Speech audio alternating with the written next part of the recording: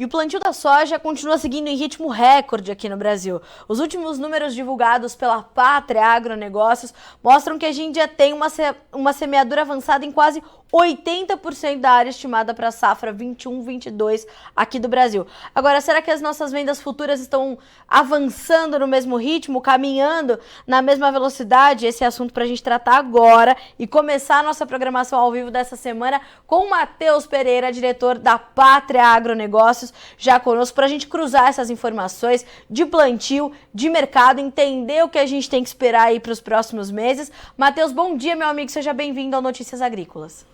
Bom dia, Carla, e quero parabenizar vocês aí por esse novo estúdio, realmente está muito bonito aqui, bem atrativo, foi uma grande evolução, grande prazerão estar aqui nessa entrevista, nesse novo estúdio com vocês. Espero contribuir, né, Carla? Como sempre, trazer alguma informação que possa ser útil para quem está nos assistindo, para quem vai estar nos lendo um pouquinho mais tarde, e é isso. Bom, primeiro, obrigada pelo carinho aí com a nossa nova casa. A gente tá te esperando aqui, viu, Matheus? Você que é freguês já dessa casa, a gente tá te esperando aqui para dividir a bancada contigo, para você trazer mais informações e contribuir. Claro que vai, né? Já que a Pátria trouxe dados aí tão detalhados, né, Matheus? Como sempre, toda semana. Para quem não sabe, a Pátria traz toda semana essa condição. E eu queria começar com essa comparação, Matheus. A gente tem 78,1% do plantio concluído no Brasil. Em 2020 eram 69,4%, quase 10 pontos percentuais a menos. E a média dos últimos 5 anos é 62,8%. Quer dizer, é o plantio mais rápido da história, né? Exato, Carla. O fato curioso do progresso de plantio atualizado da última semana da Pátria.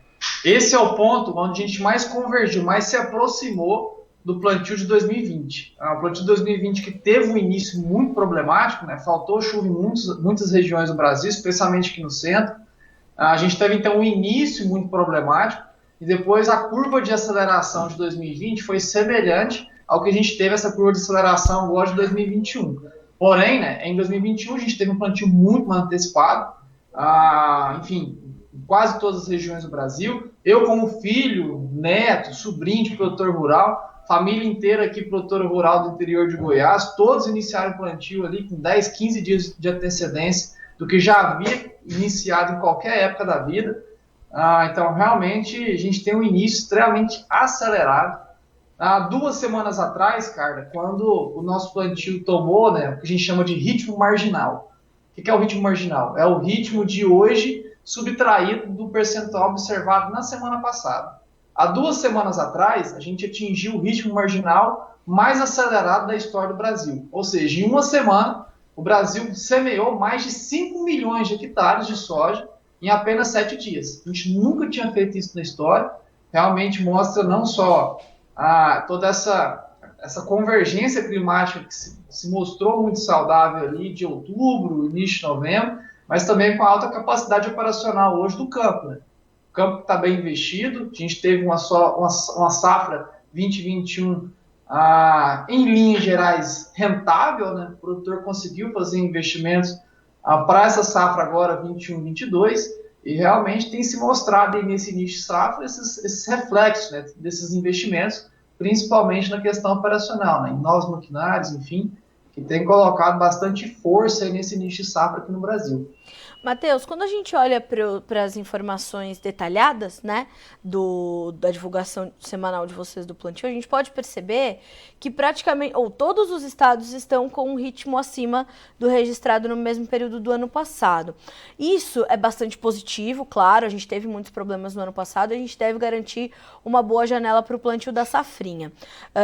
Mas eu te pergunto, isso traz alguma preocupação por nós termos ali uma boa parte, né, talvez a grande parte das lavouras de soja brasileiras, todas no mesmo estágio, e caso a gente tenha um problema de clima, a gente pode ter uma extensão maior dos impactos desses problemas climáticos, caso eles venham a acontecer. E naturalmente eu já emendo uma próxima pergunta para ti, que é, na última conversa que nós tivemos, você chamou bastante atenção para as preocupações com o Laninha. Como é que está essa situação agora, diante desse plantio acelerado e bastante uniforme, diferente de outras safras? Vamos lá, vamos por partes. O primeiro detalhe, Carla, eu queria chamar a atenção apenas para o Rio Grande do Sul, de todos os estados de levantamento, ele é o único que tem ali um ritmo um pouco mais lento do que observado no ano passado.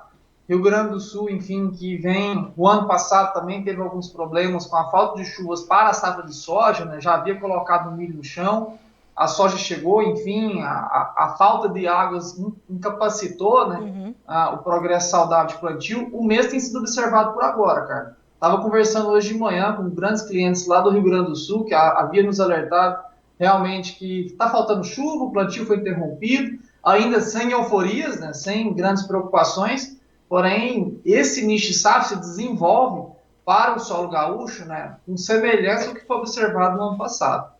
Eu faço até a ponte já, né, com o nosso último ponto dessa pergunta em específico, que é que o Rio Grande do Sul, né, que possui uma alta interferência do padrão de La Niña, El Niño, nesse ano a gente tem uma La Niña presente novamente, ela tem perdido forças, volta a ganhar forças no passar da semana, em atualizações consecutivas, porém a gente tem até então a presença de um La Niña sendo consecutivo, né? Veio do ano passado uma La Niña, a gente tem esse segundo ano consecutivo. Historicamente, o La Niña, ele possui maior poder de interferência em anos consecutivos, né? Veio um ano, no segundo ele mostra mais as garras, né? Não que ele seja mais intenso ou menos intenso, mas ele fica mais visível, né? O quanto que o La Niña interfere aqui na América do Sul, no padrão de chuvas, especialmente na concentração de água aqui para o centro do país, na retração do total pluviométrico para o sul do Brasil, juntamente com a Argentina, e é puramente o que a gente está vendo agora. A gente vê agora realmente essa discrepância, né, da concentração de chuvas aqui para o centro, aqui no centro do país, especialmente Goiás, Minas Gerais, Tocantins, que ainda possuem percentuais ali elevados para concluir o plantio da safra verão de soja brasileira. A gente está sofrendo muito com excesso de chuvas por agora, né, incapacidade de colocar a máquina no campo. Então, basicamente, está muito nítido, né, essa distribuição das chuvas que acaba sendo interferida, né, pela presença do fenômeno La Niña. Agora, respondendo a pergunta do meio ali, que você disse que um plantio ali uniforme, um plantio avançado, ele pode trazer mais problemas? Não, Carlos, a gente vê até o contrário, né? Essa uniformidade de plantio, né? Essa aceleração de plantio que a gente teve agora nessa safra 21-22, ela é um ponto benéfico, né? Acaba que a gente vai ter, enfim, uma colheita mais adiantada, a gente vai pegar, né, uma janela de luminosidade extremamente favorável para as culturas em campo, soja quando vai sendo colocada muito tardia, né, especialmente aqui centro-sul do país, ela vai acabando perdendo, né, muito graus-dias, né, GDDs que a gente chama, que é basicamente ciclo fotossintético da planta. Então, quanto mais tarde ela é colocada no campo, ela perde mais luminosidade, que os dias vão ficando mais curtos. Então, acaba que esse plantio acelerado que a gente teve agora é excelente, né? Pelo menos é um indício muito bom para a saúde das lavouras em campo. Matheus, então a gente tende a ter as primeiras colheitas da soja 21-22 aqui no Brasil já em dezembro, né? Sim, cara, especialmente no Mato Grosso, né, que ali produtores rurais mato-grossenses possuem, né, a cultura também da segunda safra de algodão, né. Ano passado a gente já teve alguns registros, né, de colheita, já tem 2 a 3 anos, né, que a colheita das sojas é observada já na retinha final de dezembro. Esse ano deve ser algo nítido, né? Mato Grosso que teve uma safra extremamente acelerada também, juntamente com todo o Brasil, né? Mato Grosso, por comportar quase um terço de toda a soja verão produzida no país, acaba sendo as rédeas, né? As rédeas motoras do progresso de safra brasileiro. Então a gente teve um início muito saudável, muito acelerado, uma finalização muito acelerada também no Mato Grosso. Então a gente deve sim ter a presença da colheita, né, da safra verão de soja no Mato Grosso já daqui 30, 40 dias, eu diria, de 40 a mais dias, 40, 45, 50 dias, já ali na reta final de dezembro, que são principalmente aqueles produtores que tiram a soja para colocar o algodão no chão, ou até mesmo produtores que vão colocar milho, safrinha no chão, que já possuem a capacidade de colher ao final de dezembro. Mas enfim, lembrando que são parcelas, são pontos focais, nada muito generalizado. Então, não, por favor, não entenda que eu estou dizendo que a colheita do Brasil vai ser em dezembro. Alguns produtores rurais no Mato Grosso especificamente vão conseguir tirar, né, a soja do campo em dezembro. E quando a gente observa algumas análises de mercado, Matheus, a gente vê, principalmente o CPEA hoje soltou uma notinha ali sobre o milho, falando sobre essa intenção que os produtores têm de fato de avançar um pouquinho mais na sua comercialização do produto disponível para abrir espaço nos armazéns para essa nova safra que está chegando, né? Não só a soja da safra 21-22, mas o milho verão também. Aí eu acho que a gente já consegue migrar para esse segundo ponto importante da nossa entrevista, que é entender como é que está a nossa comercialização, né? Tanto de soja quanto de milho, e se de fato a gente vai ter abertura, né, no espaço aí dos armazéns para receber essa safra que tende a chegar um pouquinho mais cedo, mesmo que pontualmente, regionalmente, né, Matheus? Pois bem, entendendo um pouco da mentalidade do mercado, do porquê a gente chegou até esse ponto hoje, cara. Primeiro, a safra 2021, como eu já falei, né, principalmente de verão, ela foi uma safra rentável para o produtor rural brasileiro, em linhas gerais, né? Segundo ponto, a gente teve na segunda safra de milho brasileira uma grande quebra produtiva, né? Foi mais de 22 milhões de toneladas cortadas, né, em relação às estimativas iniciais. Então, realmente foi um corte muito agressivo. O produtor rural que estava capitalizado sofreu com quebras produtivas, né, optou pela estocagem do grão colhido na safrinha brasileira, na segunda safra, safra de inverno brasileira.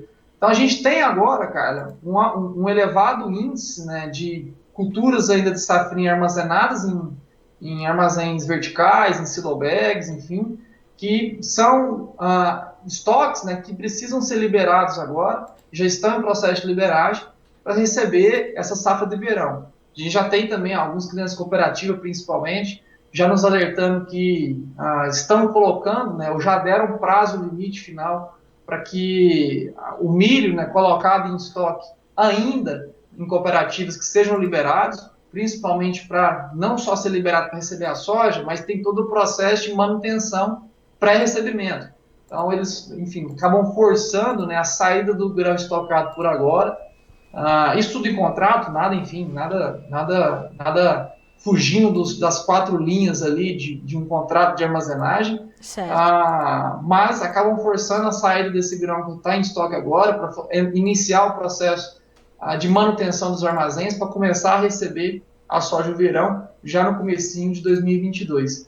Então a gente tem esse processo de aceleramento das vendas, da intenção de vendas, né, do grão físico brasileiro, de milho especialmente. Por isso que a gente está vendo essa pressão toda no mercado de milho, já que já dura 4, 6 semanas. Foi desengatilhada lá junto com a vaca louca, lá no comecinho de setembro, no boi gordo. Depois essa pressão se tornou um pouco maior, né, com essa maior intenção de vendas do grão físico brasileiro, que é uma tendência que deva durar aí no curto prazo, viu, Carlos? A gente ainda tem muito milho para ser desovado, estocado, mesmo com as grandes quebras que tivemos grandes cortes de exportação, a gente acabou equilibrando, né, a oferta e a demanda brasileira, cortando as exportações, mas, enfim, o produtor tem agora milho importado sofre, né, chegando também, essa né, generalização de grão físico disponível para ser vendido.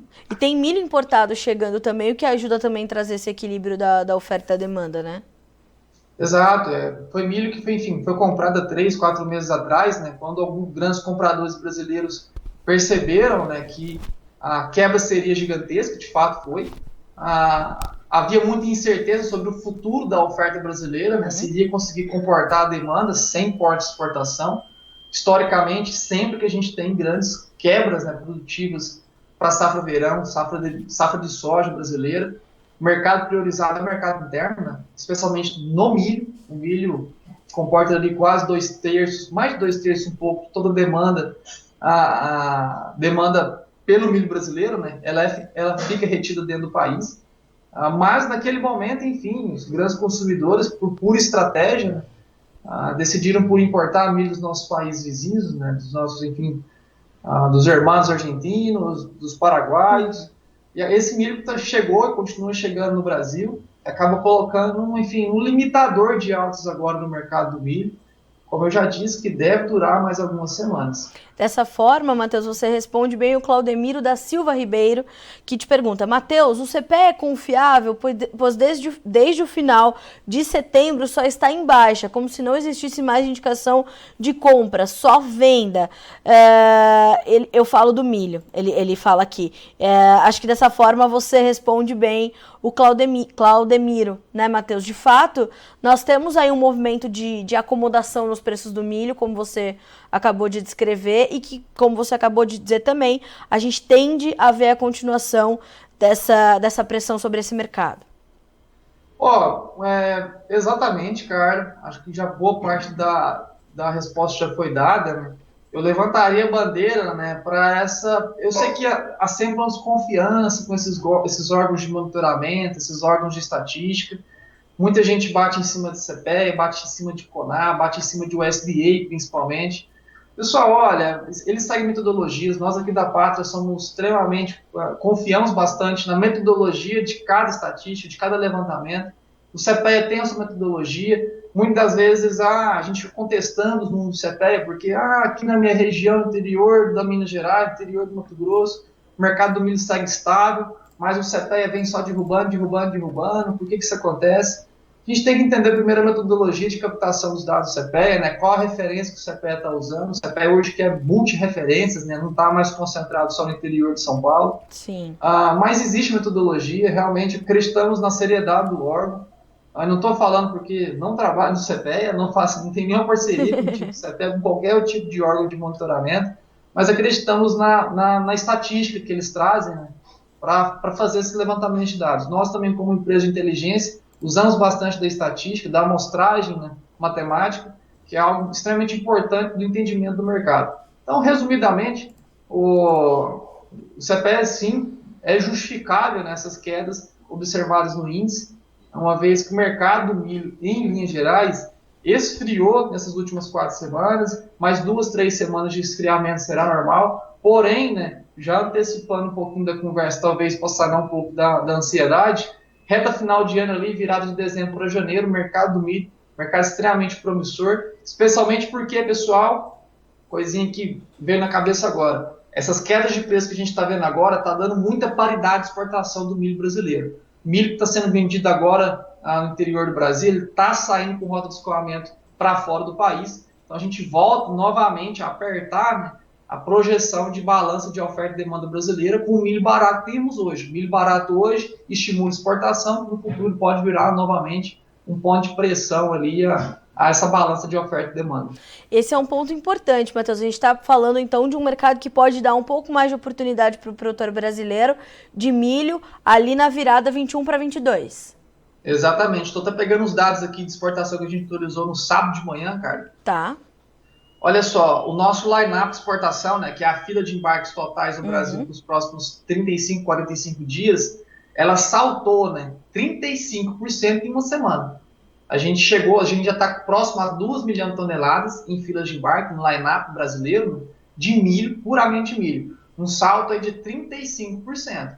Esse salto ele deve se prolongar ainda mais nessa próxima semana agora, né? Nosso levantamento ele sai todo sábado de manhãzinha, bem de manhãzinha ele já é publicado aos clientes Pátria, mas enfim, é um levantamento que ressalta, né, esse estímulo de preços que o mercado exportador vem sofrendo agora, com esses preços baixos do milho no Brasil. Então a gente tem voltado a estimular a exportação brasileira com esses preços que estão sendo exercidos hoje. Matheus, olha que colocação interessante. O Claudemiro complementa: para completar, devemos diminuir a área de milho safrinha, já que os fertilizantes estão caríssimos, pergunta ele. E ele agradece a gente, viu? Mandou aqui, ó. Obrigado, Matheus e Carlinha. De fato, né, Matheus, a gente tem aí uma preocupação com as próximas áreas de plantio, não só para a nossa safrinha, mas a área de plantio no hemisfério norte, que pode mexer com o mercado de grãos também, por conta dessa alta nos custos de produção? Olha, cara, essa pergunta realmente ela é a grande chave do mercado do ano que vem. Né? Acreditamos numa retração diária milho segundo safra no Brasil? Não.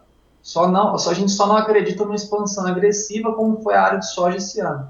A gente teve um crescimento de soja verão brasileira mais de 6% diário, foi o maior crescimento dos últimos 5 a 6 anos, vou dizer 5 anos, foi o maior crescimento dos últimos 5 anos da safra verão de soja brasileira. A gente tem esse plantio extremamente acelerado, o que é, enfim, psicologicamente esperado, fundamentalmente esperado. Se a gente vai ter um plantio mais cedo, uma colheita da soja mais cedo, teoricamente a gente vai ter também um plantio da segunda safra brasileira mais antecipado. Ou seja, vai abrir mais janela de plantio para o produtor de safrinha, né, brasileiro. É o racional esperado pelo mercado. Agora, o que veio para dar na canela dessa expectativa, né, realmente são os preços de fertilizantes hoje exercidos no Brasil. Estão extremamente exorbitantes. Quando há a oferta da entrega, né, a gente tem muitas vezes que há preço, mas não tem o cronograma de entrega em tempo hábil para colocar a semente no chão.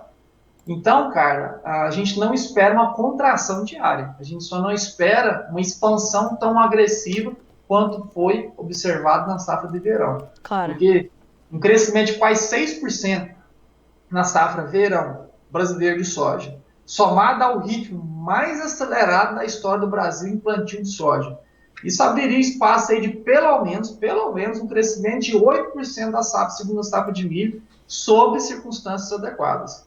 Porém, com esses preços de fertilizantes, o produtor vai realmente dar um passinho atrás com o investimento. Não acredito que vai deixar de semear, como eu já disse, não vai deixar de plantar áreas que tipicamente eram semeadas com milho de segunda safra, porém a expansão ela não vai ser agressiva. Provavelmente a gente deve ficar muito próximo ali do 0 a 0 em relação à área observada da segunda safra agora em 2021. Tá certo. Matheus, como é que tudo isso está se refletindo nos negócios, tanto para soja quanto para milho, da safra 21-22, e eu imagino que a gente já esteja observando também a continuidade de alguns negócios para a soja 2022-23. A que fatores o produtor está atento nesse momento para tomar essas decisões de comercialização futura, de vendas futuras, Matheus? Falando primeiro da soja. Falando de soja, então, cara, a gente tem uma projeção de safra muito tensionada para o lado da compra, né, no ano que vem. Safra 22 e 23, já existem clientes nossos, acredito que existam, enfim, outros produtores rurais em todo o Brasil que já estão angariando custos, né, já estão, enfim, procurando ofertas para trava de fertilizantes, trava de químicos, principalmente, para a safra 22 e 23. Nós aqui, né, estamos com uma tese sobre o mercado de insumos para a safra 22 e 23 extremamente baixista ao produtor rural, baixista não a preço, mas baixistas à realidade do mercado. A gente vê que o que a gente está pagando hoje de custo em fertilizantes, em químicos, não vai ser uma realidade que vai mudar para a safra 22 e 23, muito pelo contrário, ela pode até se intensificar ainda mais do que a gente vive hoje, especialmente por conta da variável câmbio, né?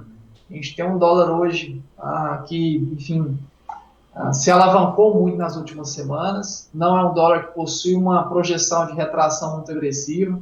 Hoje, ele no 5,40 no mercado spot é um ponto de equilíbrio que o dólar achou, né? É o novo 5,15 que ele tinha até 2, 3 meses atrás. Não só isso, né? A gente entra na reta final de ano, que fundamentalmente ao câmbio possuem vieses de alta, né? Uma evasão de capital, principalmente para pagamento de overhead, que é uma ferramenta de proteção que os bancos no Brasil, não bancos do Brasil, mas bancos no Brasil, usam para proteção da própria moeda, só que é feita fora do país. Não só isso, a gente tem pagamento de dividendo, a gente tem ano eleitoral 2022, então realmente são fundamentos ali que justificam, né, novas altas cambiais na virada de ano de 21 para 22, e que em 2022, com a presença, especialmente das eleições, né, a gente deve ver muita volatilidade na moeda para 2022. Nós aqui na Pátria, quando o assunto é câmbio, né, essa é a primeira vez, cara, baseado na realidade fundamental do mercado, essa é a primeira vez que a gente vê a capacidade do câmbio superar os R$6 por dólar. Que realmente, das outras vezes, era muita euforia, né? Aquelas euforias que movimento de 30, 40 centavos vinha em 2, 3 dias consecutivos, verdade, na mesma proporção ela era devolvida.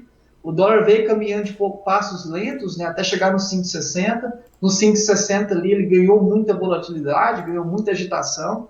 Agora voltando com um equilíbrio de 5,40 novamente. A gente vê que hoje a fundamentação justificaria, né, realmente o dólar rompendo os R$ 6 pela primeira vez, desde que toda essa agitação começou no câmbio, né, lá com o Covid, veio com as trocas ministeriais, gerou muita euforia ao mercado, mas porém agora, para primeiro trimestre de 2022, a gente vê a capacidade desse dólar realmente vindo em direção aos 6, eventualmente rompendo, baseado na racionalidade fundamental que a gente vê hoje ao mercado cambial. Então, voltando, né, lá no início da pergunta e respondendo bem diretamente, perdoe toda essa volta que a gente deu para desenhar o cenário, mas para a safra 22-23 a gente vê muito tensionamento do lado do insumo. Para aqueles que estamos assistindo, fiquem de olhos bem atentos à questão dos insumos, enfim, de fertilizantes e químicos em especial. Sementes é muito difícil a gente conseguir a oferta de semente por agora, contando antecipação, né, de compras, mas olhos bem abertos para a safra 22-23, que vai ser uma safra bem tensionada a rentabilidade do produtor. Essa soja de 150, e se a gente se mantém, vai ser uma soja ainda, né, com margens apertadas, visto a realidade hoje de custos, né, que vem se construindo para a safra 22-23. E essas margens apertadas, elas vão passar também por prêmios que podem ser também um pouco mais ajustados diante dessa oferta grande que o Brasil deve entregar ao mercado, Matheus? Cara, a gente tem uma oferta grande, a gente tem não só isso, né, a perspectiva de uma nova safra norte-americana, especialmente para a soja em crescimento, né? A gente tem que lembrar que a realidade do produtor norte-americano, né, eu que morei lá mais de 4 anos, vivi, a cada 15 dias estava visitando o campo, né, quantas vezes a gente não apareceu aqui junto, né, cara, direto do campo, lá do cinturão agrícola, trazendo algum insight, mostrando alguma coisa que estava acontecendo lá no cinturão agrícola dos Estados Unidos. E o norte-americano, né, ele possui um custo extremamente mais elevado no cultivo do milho do que no cultivo da soja. O norte-americano ele possui uma maior injeção, né, nutricional no milho do que na soja. O milho por lá, enfim, ele tem uma maior, não só por lá, em todo o planeta, ele tem a maior dependência por nitrogenados que vêm numa tendência ascendente extremamente agressiva de preços, né? A gente vê que esses preços, os preços hoje já exercidos fertilizantes, né, vão afastar muita intenção de plantio do produtor norte-americano para o milho no ano que vem. A gente vê que vai ter uma certa migração, porque lá como não existe essa distribuição de primeira safra, segunda safra, terceira safra, como existe aqui no Brasil, lá é uma safra e pronto, na grande maioria do país, né?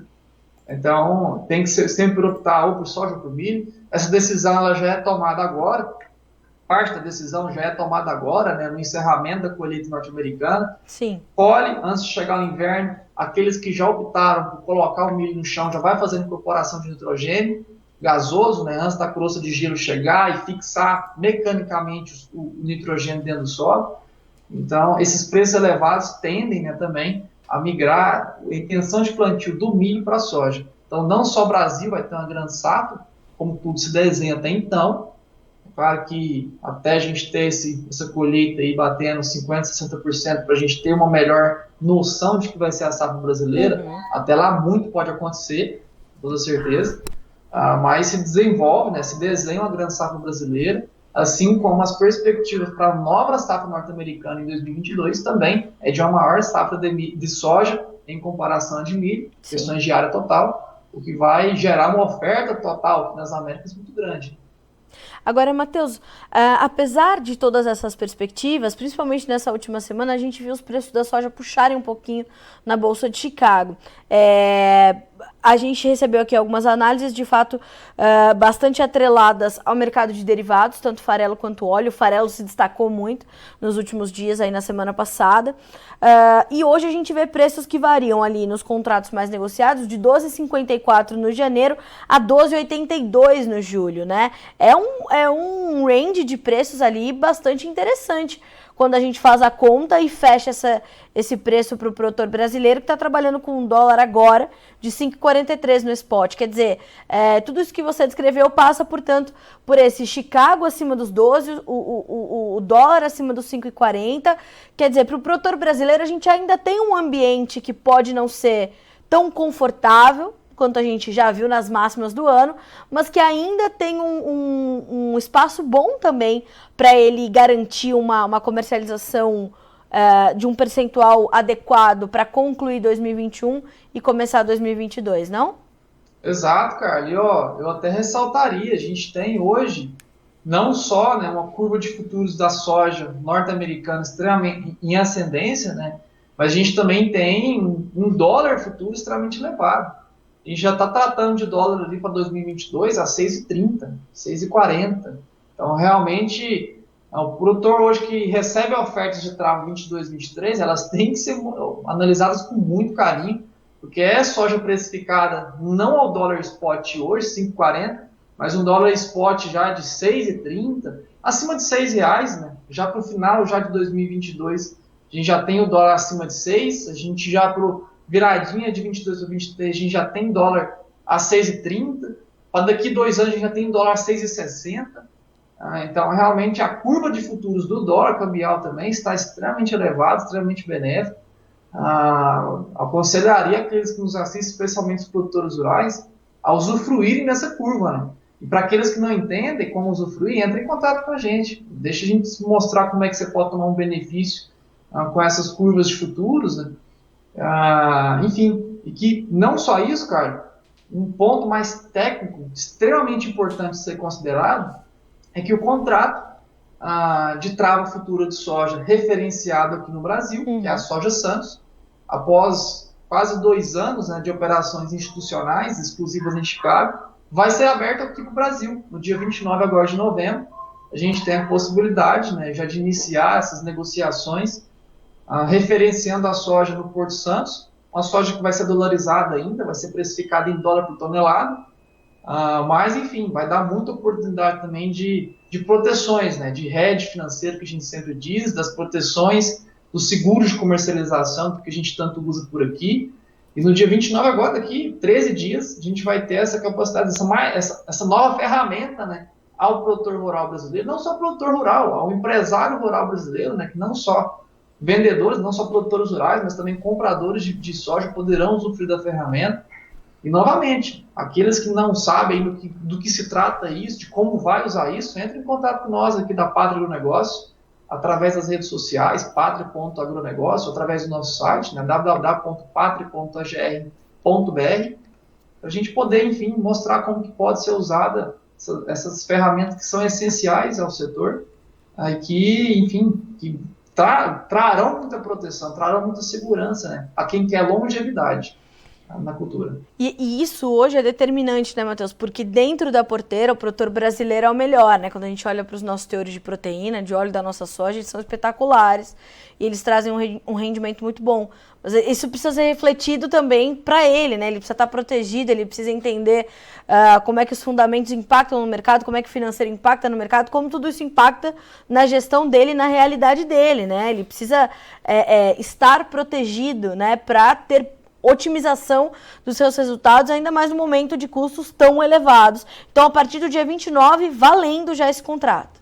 Exatamente, cara. E eu até adicionaria ali, quando você diz que o produtor dentro da porteira ele é muito qualificado, eu adicionaria que ele não é só extremamente qualificado pelo produto que ele coloca na mão, mas também pela soja mais, enfim, ambientalmente saudável. Isso é verdade. O setor da soja no Brasil é o primeiro setor no planeta que possui a capacidade de dizer que tem crédito de carbono positivo em relação a qualquer outro setor do planeta. A gente conseguiu trazer esse setor e mostrar que nós somos o primeiro setor ambientalmente correto, ambientalmente, enfim, adequado, em dizer que a gente mais extrai carbono da atmosfera do que coloca.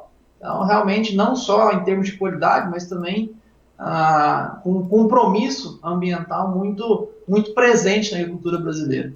E em algum momento a gente tem que assumir esse protagonismo, né, Matheus? Porque nós sabemos disso, a gente precisa de fato fazer com que o mundo saiba disso e comece a cobrar dos setores corretos, né? Inclusive não só no Brasil, mas mundo afora, desses novos créditos de carbono que precisam começar a aparecer. Enquanto o mundo está discutindo a regulamentação do mercado de carbono, o Brasil chega neste mercado como credor, né? E precisa de fato assumir este protagonismo dessa sustentabilidade que é pouquíssimo conhecida, né? Exato, Carlos. Eu estava até conversando na semana passada com duas grandes amigas do Maranhão, do projeto Agro Mulher Mais, que também faz esse processo de conscientização da zona urbana, né, que sempre está apontando o dedo para o agro, dizendo que nós somos o culpado, mas um bigão desse está lá, todo sujo, tudo melado, não sabe o que faz. Então, o que a gente precisa, cara, realmente cada vez mais pessoas, né, levantando a bandeira. A gente sabe que a gente que faz um trabalho incessante, sempre que há disponibilidade de falar para uma massa, né, a gente está sempre ressaltando esse lado ambiental do nosso setor, né, que vem sempre muito martirizado por estrangeiros, né, não vou dizer quais tipos de estrangeiros, a gente sabe muito bem de onde que essas críticas sempre vêm, né, mas esses estrangeiros estão sempre batendo no setor, a gente está sempre levantando a bandeira, mas a gente tem sempre que lembrar que para cada um do setor agrícola brasileiro que levanta a bandeira em prol do setor, existe talvez 1000 do lado contrário que estão ali querendo bater em cima. Então, cada vez mais a gente precisa de mais e mais e mais pessoas levantando a bandeira, batendo no peito e dizendo que, olha, não, isso aqui está errado. Essa informação que vem dizendo que o agro do Brasil é podre, ó, meu filho, não sei de onde que veio essa fonte, tá? Busque fontes mais credibilidades, né? Envie, enfim, algo contraponham, né? Porque realmente é difícil ficar batendo todo santo dia, sabendo que para cada um no Brasil que defende o agro, existe 1000 lá fora querendo nos denegrir. Então, vamos com força em cima, gente. Essa semana, essas últimas 2 semanas de COP26, né, inúmeras instituições, inúmeras associações de classe realizaram lives tão cruéis, Matheus, assim, o agro não poupa ninguém. Foram as duas mais impactantes que eu vi foram essas. O agro não poupa ninguém, ainda bem, porque assim a gente consegue alimentar todo mundo. E o número 2 era o agro é morte. Esse aí foi o que me deu um pouco mais assim, né, de um nervosinho. Eu quis responder, falei, não posso, vamos tentar a comunicação mais educativa do que reativa. Mas quem vive o agro, você falou, né, sou neto, sou filho, sou sobrinho de produtor, conhece a roça, né, sabe como é que é. E como a maior parte da preservação ambiental está dentro das propriedades rurais. E as pessoas não fazem a correlação das duas coisas e a gente continua repetindo um discurso patético, né, de realmente não ter uma sustentabilidade dentro da nossa produção, que talvez seja de fato a mais sustentável do mundo. E a gente começa a discutir as nossas florestas aqui, sendo que lá não tem mais uma árvore de pé, Matheus Pereira. Exato. Olha, eu entrei num debate, eu acho que eu não esqueço nunca mais da minha vida. Eu entrei num debate há umas 3, 4 semanas atrás, que o outro debatente ali me trouxe um dado de 45 anos atrás, dizendo que 45 anos atrás o agro fazia isso, isso e aquilo. Eu só respondi, meu caro, há 45 anos atrás, você que morava em apartamento, bebia lixo da indústria que estava acima do teu apartamento. Sim. Então, assim, não pode dizer que há 45 anos atrás a realidade do agro era uma e que hoje permanece a mesma. Nossa, pelo amor de Deus, só nós que vivemos no campo, assim, desde a minha progênese, eu sei que o quão da barriga da sua mãe, né, mano? Não só a questão de cuidados do campo, mas também o quanto evoluiu o setor, né? Então, a gente tem que realmente insistir na briga, porque não tá fácil, tá ficando só cada vez mais difícil. A gente precisa de mais união e mais gente com força, igual você, cara, igual vocês, Notícias Agrícolas, para levantar realmente a bandeira e bater no peito do agro brasileiro. Não à toa que a gente teve, Matheus, indicado ao Prêmio Nobel da Paz este ano, um grande brasileiro chamado Alisson Paulinelli, né?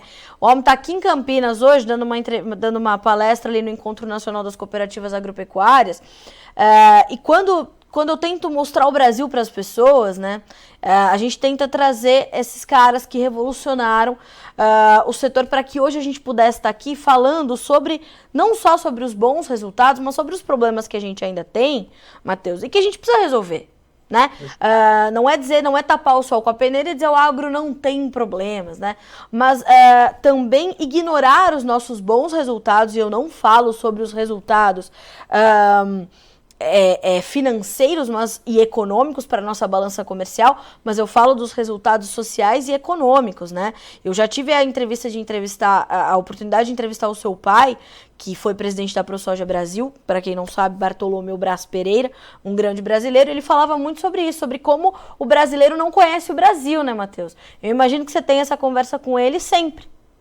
Exato, ainda mais assim, em todas as frentes, né, que a gente já, enfim, fincou a bandeira e foi defender fora do Brasil, né?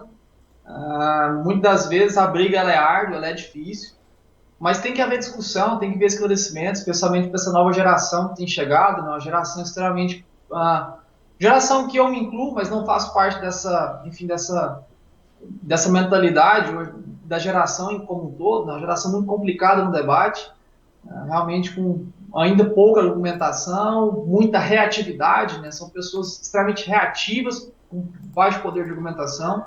Então a gente tem que realmente trazer essa consciência numa linguagem que essa geração entenderia, né, para a gente poder sair de uma vez por todas desse problema. Porque não adianta a gente ficar hoje também debatendo com um senhor de 80 anos de idade, enfim, que levanta uma bandeira extremamente equivocada, mudar a cabeça dessa figura específica vai ser talvez não muito saudável ao nosso setor, não vai trazer benefícios diretos. Só que se a gente começa a trazer esse processo de conscientização, para daqui 5, 10 anos a gente ter realmente uma nova geração conscientizada do que a gente faz aqui dentro, a gente vai sim ter muita força, né, de defesa, né, do nosso setor. Porque hoje a gente está vendo cada vez muito mais claro, o Covid deixou isso muito claro para a gente está vendo um embate de nações muito grande, né? Isso começou lá com a guerra comercial do Trump com o Xi Jinping, lá em 2018, já faz 4 anos isso. As pessoas hoje talvez não se falam muito porque o mercado já se adaptou, mas cada vez mais está mais nítido, né, esse embate, sim, visando especialmente bater em cima do lado ambiental, né, para denegrir o produto, para comprar barato. Não se enganem, né, que essas falsos defensores do ambientalismo ali querem bater no Brasil só porque o Brasil, enfim, na visão deles, não está ambientalmente correto. Muito pelo contrário, pessoal. Eles querem realmente bater no Brasil para poder fazer compras baratas, para poder enxugar nossa competitividade, para a gente não conseguir chegar com um produto barato lá no lado da casa deles. Então, realmente, essas brigas, né, são sempre muito enviesadas, né, com interesses comerciais. É algo que vai se intensificar muito ainda nesses próximos 5, 10 anos, e realmente os novos conflitos, né, que a gente, pelo menos na minha visão, os grandes novos conflitos da humanidade, eles sempre voltarão para interesses comerciais. Então, a gente precisa dar uma conscientização maior para a gente trazer cada vez mais pessoas para o nosso lado, cara. É isso mesmo.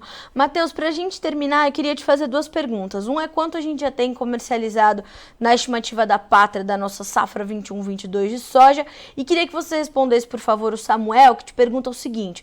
Matheus, esse novo RED vai ser mais barato do que o atual que temos para fazer em dólar e tudo mais? Ele queria entender um pouquinho mais. Queria que você respondesse, mas vamos deixar aqui o teu contato para o Samuel, para que ele possa entender mais profundamente sobre essa nova ferramenta que vale a partir do dia 29, né, Matheus? Exato. Primeiro detalhe, Samuel, como o contrato hoje dessa nova ferramenta ele só é operado por institucionais, né, são grandes investidores qualificados, enfim, não tem acesso ao varejo, né? Varejo o quê? Somos nós, pessoas normais. E esse acesso ele vai ser liberado no dia 29 agora. A precificação dos seguros para o baixo volume de negociações hoje está muito alto. E realmente está difícil encontrar negociações que possam, né, trazer uma referência de preço. Com a entrada do volume, né, tanto produtores rurais quanto de compradores, nessa nova ferramenta, e ela não vai se resumir ao Brasil. Tenha certeza, né, que importadores europeus, importadores chineses, enfim, até argentinos usarão dessa ferramenta no Brasil para poder travar, né, criar essas proteções. Então, basicamente isso. E respondendo a primeira pergunta, cara, a gente trabalha hoje com 45% comercializado da soja brasileira. Isso é 10% a menos do que era observado nesse mesmo período do ano passado. O produtor, este ano específico, está mais reticente a avançar com vendas? Está. E por que disso? Por causa da memória, né? A memória de que na safra passada, aqueles que lá em 2020 avançaram com vendas agora tiveram, enfim, a entrega, né, com um gostinho amargo na boca, com a soja talvez a 50, 60, 70 reais acima do que foi acordado no momento da trava. Então o produtor tem esse pezinho atrás, então coloca um ritmo mais ameno de comercialização futura da soja no atual momento. Por final, só lembrando, Samuel, meu caro, se quiser discutir mais sobre esses dados técnicos desse novo contrato, entra em contato com a gente já está preparando aqui a nossa clientela já para ir poder, enfim, executar algumas operações assim que esse contrato estiver operável, né, aqui para nós brasileiros. Samuel, o nosso WhatsApp aqui é o 19 99767 0241. Vou repetir para você, 19 99767 0241. Você que está nos assistindo por aqui e quiser entrar em contato conosco pelo WhatsApp para pedir o contato da Pátria Agronegócios ou de outros especialistas, por favor, fiquem à vontade, a nossa linha de comunicação está sempre aberta por aqui, tá certo? Se você não segue ainda este perfil no Instagram, @patria.agronegócio, tá certo, Matheus? Exato. E ali a gente também está sempre compartilhando conteúdo conjunto, nós aqui do Notícias Agrícolas, lá o perfil Jornalista da Soja e a Pátria, tá certo?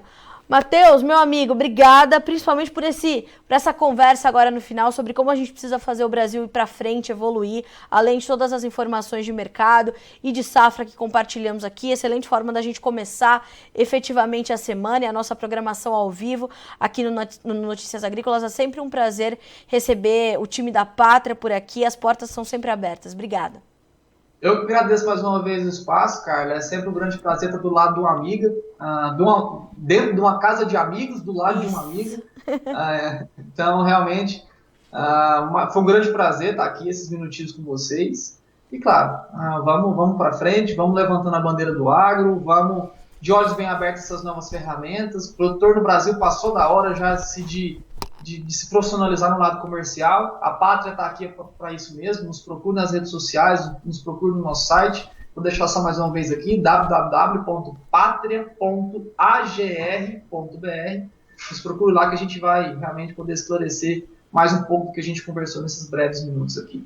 Grande abraço, grande beijo para ti, Carlinhos. Até mais a todos que nos assistem. Obrigada, meu amigo. Boa semana para ti, viu? Um beijão para você e para todo o time da Pátria. Até mais, Matheus.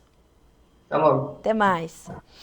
Senhoras e senhores, Matheus Pereira, diretor da Pátria Agronegócios conosco. Temos aí quase 80% da soja 21-22 plantada. É ritmo recorde. As expectativas da safra são bastante importantes aí para essa nova temporada. O Matheus vem concluindo a sua entrevista dizendo que realmente o produtor está um pouco mais reticente em avançar com as vendas esse ano, porque ainda está com a memória fresca do que aconteceu na safra passada, quando os preços dispararam. Mas Matheus também alerta para um momento ainda confortável para a formação dos preços, com o dólar, Chicago ainda em patamares importantes e também a questão dos prêmios que ainda estão positivos e dão sinais de boa formação, portanto, para os nossos preços. Esteja atento a essa condição. Matheus ainda chama atenção para essa estreia do contrato, né, referência Porto de Santos, Bolsa de Chicago, né? Olha só que ferramenta importante chega para você, produtor brasileiro, a partir do dia 29 de novembro, já está valendo. O Matheus trouxe aqui as informações. Você que está chegando agora nessa entrevista, já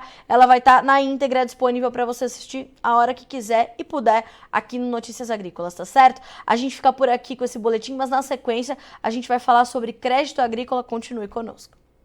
Participe das nossas mídias sociais, no Facebook, Notícias Agrícolas, no Instagram, @Notícias Agrícolas e em nosso Twitter, @Noteagri. E para assistir todos os vídeos, se inscreva no YouTube, na Twitch, no Notícias Agrícolas Oficial.